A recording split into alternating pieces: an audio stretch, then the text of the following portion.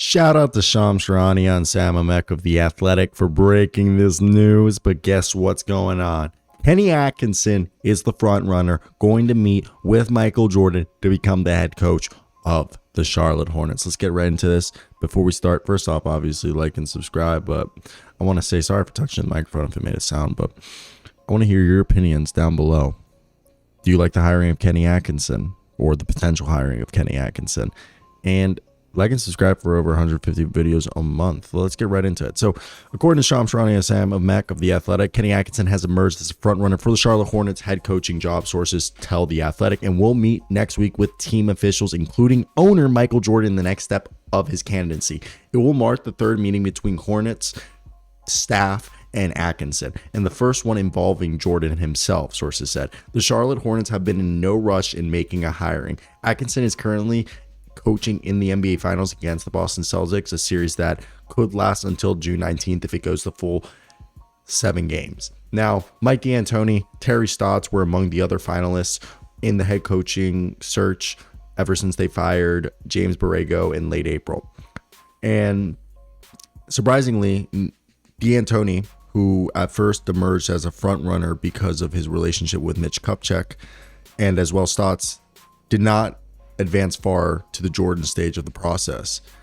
But there is a small possibility that they could be reintroduced, bearing a setback with Atkinson, is basically what they're saying. If everything goes to plan right now, Kenny Atkinson is the head coach of the Charlotte Hornets. If something falls through, it's going to be either D'Antoni or Terry Stotts. But again, we doubt it, because Kenny Atkinson seems like the man that the Hornets are hoping will be the coach who can help the organization take the next step and continue the development and build a defensive structure around the talents of their all-star LaMelo Ball, their breakout player Miles Bridges, big, versatile big man PJ Washington, and veterans Terry Rozier. And depending on Gordon Hayward, I don't think Gordon Hayward's going to be on the team, but and the thing is, Bridges is a restricted free agent this offseason and will command a significant new deal, not from the Hornets, but from multiple teams as well.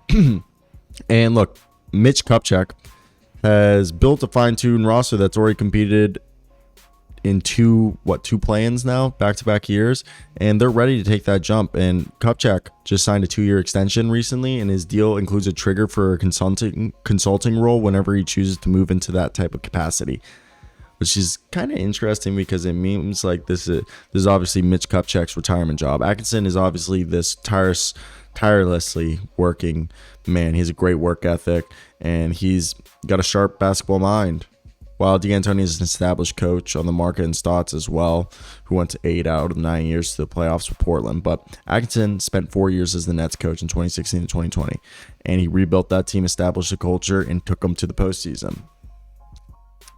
Now, I think this is good. What does this do?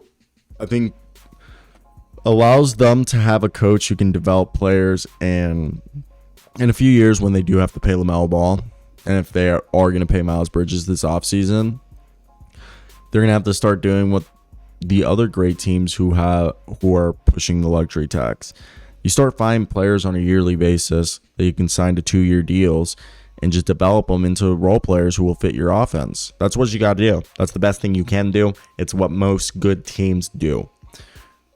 And it's interesting, but I do like this. Kenny Atkinson being the front runner is good news bears for me. I really do like Kenny Atkinson. I've always been a fan of his. I think he's a phenomenal coach, a guy. So a lot of people, I think, have, as in terms of NBA casual fans, because all the hardcore NBA fans, I know for a fact, all very much appreciate him and do genuinely give him the respect that he deserves. I just think a lot of people have, how do you put it, cast him aside because of the whole ending with Brooklyn. I think a lot of people didn't like that. So I find it interesting to see what everyone's thoughts are. Now, that's basically everything I got to say. I think Charlotte is getting themselves one of, if not the best coach for them, because he's a guy who's going to set that culture. He's going to make sure everyone's held accountable. That's kind of the guy he is. So I think when you look at something like that, you just know with Kenny, he's going to be the coach that they've needed, a guy who can hold them accountable. And I just think that's what they've needed. I don't know, maybe I'm completely wrong, but I just feel like he's just so perfect for them. But yeah, that's my thoughts. Bye.